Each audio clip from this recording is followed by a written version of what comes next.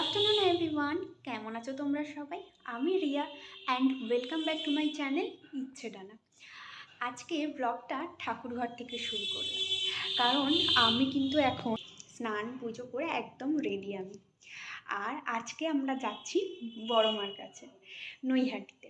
তো তার জন্য আমরা আজকে একটু তাড়াতাড়ি স্নান টান করে রেডি হয়ে নিয়েছি। আর এখন আমরা যাব লাঞ্চ করতে, একটু পরে লাঞ্চ করে আমরা রেডি হব। রেডি হয়ে আমরা তারপর বেরিয়ে যাব।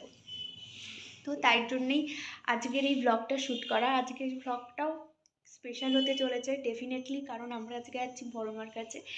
তো তোমাদের সাথে সবটাই শেয়ার করব।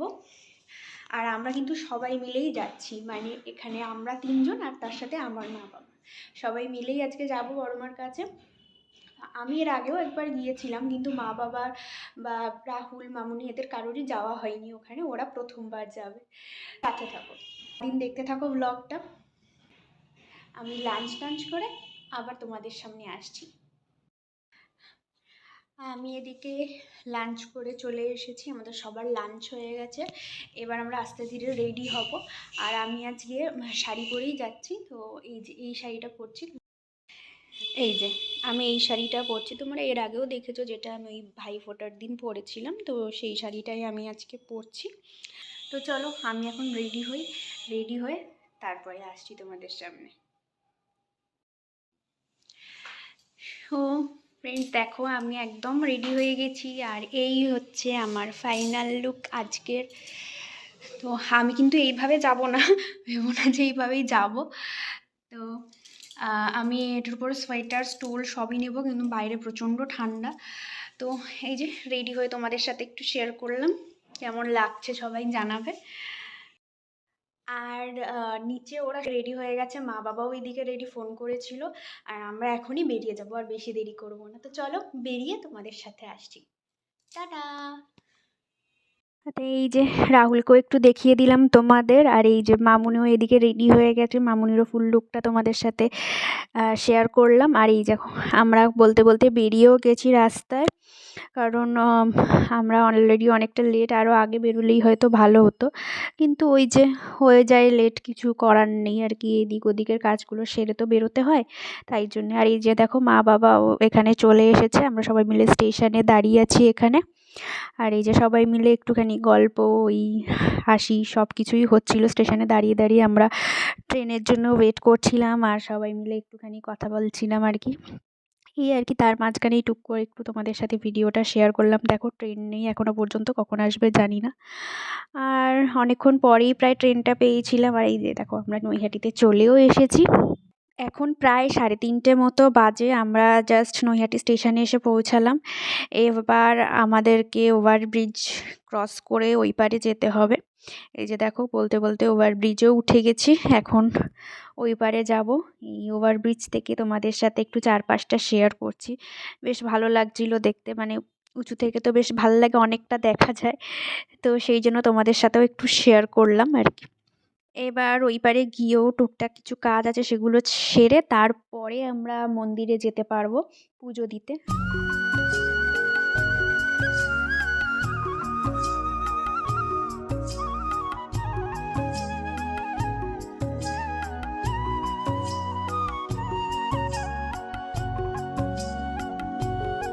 তো এবার আমরা পুজো দেবার জন্য মিষ্টি কিনতে এসেছি মিষ্টির দোকানে।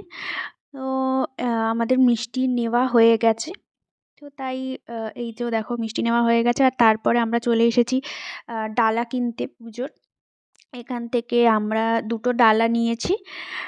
এই যে একটা এই যে মামুনি নিয়েছে, আর একটা মা নিয়েছে। আর জানো তো, আমি যখন আগের বার এসেছিলাম এইসব ডালার ব্যবস্থা এখানে কিছুই ছিল না, শুধুমাত্র মিষ্টি দিয়ে পুজো দেওয়া হতো। তো এখন দেখছি অনেক রকম ব্যবস্থাই হয়েছে নতুন নতুন, যেটা বেশ ভালো লাগলো। মানে আমি এসেছিলাম তো অনেক দিন আগে, প্রায় 2-3 বছর আগে, তখন মানে এই নতুন যে মন্দিরটা করেছে সেটাও কিন্তু তখন ছিল না। আর এই মায়ের মূর্তিও কিন্তু তখন ছিল না, তখন কিন্তু ঘটেই পুজো করা হতো আর কি মাকে। তো দেখো আমরা কথা বলতে বলতে ফাইনালি আমরা দর্শন করতে পারলাম মায়ের মন্দির। তো তো তোমাদেরকেও একটু দেখিয়ে দিলাম। আর এইবারে যেতে হবে কোথায় লাইনটা আছে সেটা দেখতে। তো এখনো পর্যন্ত বুঝতে পারছি না। তো এই দেখো লাইন দেখেছো? আমি কিন্তু প্রায় অনেকক্ষণ হেঁটে আসার পরে লাইন ধরে তারপরে তোমাদের সাথে শেয়ার করছি। তারপরেও এতটা লাইন, আমরা প্রায় 20 মিনিট হাঁটতে হয়েছে এই লাইন ধরে, তারপরে গিয়ে লাইনের শেষ মাথা পেয়েছি। মানে প্রচুর প্রচুর লোক, প্রায় লাখ লাখ লোক লাইনে দাঁড়িয়ে আছে মাকে পুজো দেবার জন্য। তো এই যে দেখো হেঁটেই যাচ্ছি লাইনের মাথার আর খুঁজে পাচ্ছি না যে শেষ শেষ কোথায়। তো সবাই আমরা এত অধৈর্য হয়ে যাচ্ছি, মানে একেই তো স্টেশন থেকে এতটা হেঁটে এসেছি, তার উপরে আবার এতটা হেঁটে যেতে হচ্ছে। মনে হচ্ছে আদি অনন্তকাল ধরে হেঁটেই যাচ্ছি। তারপরে অ্যাট লাস্ট 20 মিনিট পর আমরা এই দেখো লাইনের শেষ প্রান্ত খুঁজে পেয়েছি। আর তার মধ্যে দেখো আমাদের পিছনেও কত লোক দাঁড়িয়ে গেছে লাইনে। আর এখানে আমরা যেখানে লাইন দিয়েছিলাম মানে গঙ্গার পাড়েই দেখো এটা কি সুন্দর ছোট্ট মতো, ছোট না বেশ বড়, গঙ্গার পুরো পাড়টা ধরেই এরকম একটা পার্কের মতো করা আছে। তো এখানে দেখলাম চোখে পড়লো বেশ রাজহাঁসগুলো, বেশ এরকম ছোট্ট একটা পুকুর মতো করা আছে, সেখানে রাজহাঁসগুলো খেলে বেড়াচ্ছে। তো তাই তোমাদের সাথে একটু শেয়ার করলাম। আর লাইনে দাঁড়িয়ে দাঁড়িয়ে ভীষণ বোর লাগছিল, তাই আমরা একটু গঙ্গার পাড়ে গিয়ে ঘুরে এসেছিলাম। আর গঙ্গাটাও তোমাদের সাথে একটু শেয়ার করলাম। আর ওই লাইনের রাস্তাতেই এখানে একটা মন্দির দেখতে পেলাম, এটা হচ্ছে মা ব্রহ্মময়ীর মন্দির। তো আমরা ওখানে গিয়েও একটু দর্শন করে আসলাম, এটা হচ্ছে মন্দিরটা। আর ভেতরে এই দেখো এখানে একটা এরকম মা কালীরই একটা মূর্তি রয়েছে। তো আমরা ওখানেও গিয়ে একটুখানি মাকে প্রণাম করে আসলাম। আর মায়ের মন্দিরের ঠিক পাশেই দেখো বাবার মন্দির, একদম গায়ে, এই যে দেখো এইটা মায়ের মন্দির আর ঠিক তার পাশেই বাবার মন্দির। তো দুজনকেই আমরা দর্শন করে আবার দেখো লাইনে দাঁড়িয়ে গেছি।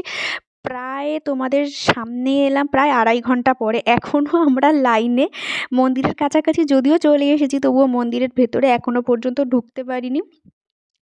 তো এই যে দেখো ফাইনালি মন্দিরের ভেতরে আমরা এখন ঢুকতে পেরেছি, তাও মায়ের দর্শন এখনো পাইনি।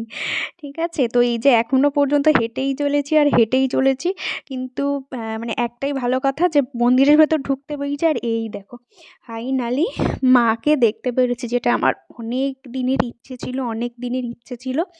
তো ফাইনালি দেখতে পেয়েছি মাকে, আর তাই তোমাদের সাথেও একটু শেয়ার করলাম। তো আমরা খুব ভালোভাবে পুজো দিয়েছি। আর দেখো এখানে আমরা বেরিয়েও পড়েছি পুজো দিয়ে। আর রাহুল তোমাদের সাথে সেটাই বলছিল তোমাদেরকে যে আমরা খুব ভালোভাবে পুজো দিয়েছি, বেরিয়ে পড়েছি। আর আমি ওকে বলছিলাম যে থাক তুমি শুনতে পাবে না, ওরা কেউ, আমি ভয়েস ওভার দিয়ে দেবো। তো এই যে বাড়ি ফেরার আগে আরেকবার মন্দিরটা দর্শন করে নিলাম, তার সাথে তোমাদের সাথেও শেয়ার করে দিলাম একটুখানি। তো এইবার বাড়ি ফেরার পালার অনেকক্ষণ লাইনে দাঁড়িয়েছিলাম, আমাদের সবারই প্রচুর খিদে পেয়ে গেছে, পুজো না দিয়ে তো কিছু খেতে পারি না।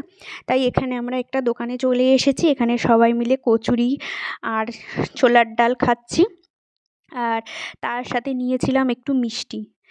এই যে আর কি ভিড় দেখো দোকানে, মানে সবাই মোটামুটি, মানে এত খিদে পেয়ে গেছে সবার, এতক্ষণ লাইনে দাঁড়িয়ে প্রচণ্ড ভিড় ছিল প্রত্যেকটা দোকানে। আর তারপর কচুরি খেয়ে এসে আমরা সবাই মিলে এখানে স্টেশনে বসে একটু চা খেয়ে নিচ্ছি। বেশ আর সেদিনকে না বেশ ঠান্ডা ছিল জানো তো। আর গঙ্গার পাড়ে যেহেতু মন্দির, ভীষণ ঠান্ডা হাওয়া আসছিল আর কি, মানে সেটা আমাদের সবাইকে দেখে নিশ্চয়ই বুঝতেই পারছো কী লেভেলের ঠান্ডাটা ছিল। আর স্পেশালি আমি তো হাত পুরো জমে গেছিলাম ঠান্ডায়, হাত পা পুরো বরফের মতো ঠান্ডা হয়ে গিয়েছিলো। আর দেখো 10 মিনিট দাঁড়াতে না দাঁড়াতেই আমাদের ট্রেনও ঢুকে গেছে এখানে। আসার সময় যতটা লেট হয়েছিল, বাড়ি ফেরার সময় কিন্তু আমরা অনেক তাড়াতাড়ি ট্রেন পেয়ে গেছি। আর এখানে দেখো বসার সিটও পেয়ে গেছি, যেটা একদমই এক্সপেক্ট করিনি। মোটামুটি সবাই বসে গেছি, ওই যে ওইদিকে মা আর মামুনি বসে আছে, মামুনি তোমাদেরকে একটু স্মাইল দিয়ে দিল ছোট্ট করে, আর বাবা অন্য জায়গায় বসে আছে বলে দেখাতে পারলাম না। তো এই দেখো আমরা নেমেও গেছি, এখন অটোতে উঠে বাড়ির দিকে যাচ্ছি। এখন প্রায় অনেকটাই রাত, প্রায় 9:30 মতো হবে হয়তো বাজে, বাড়ির কাছাকাছিই চলে এসেছি। এবার অটো থেকে নামবো, নেমে তারপরে সোজা বাড়ি।